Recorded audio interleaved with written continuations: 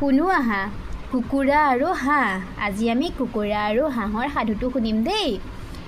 এজনী কুকুৰাই এয়া চোৱাচোন এইজনী কুকুৰা হয়নে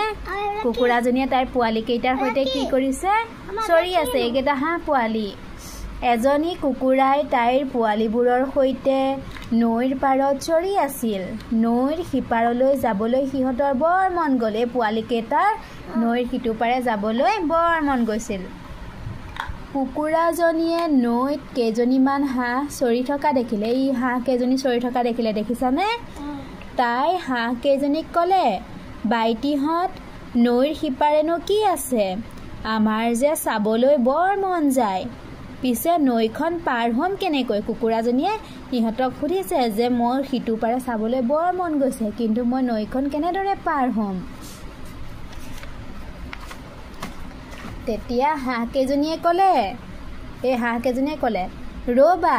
আমি আছোঁ নহয় আহা তোমালোক আমাৰ পিঠিত উঠাহি ইয়াৰ পিঠিত উঠিবলৈ কৈছে সিহঁতক কুকুৰা আৰু পোৱালিকেইটা এটা এটাকৈ হাঁহৰ পিঠিত উঠিল আৰু সিহঁত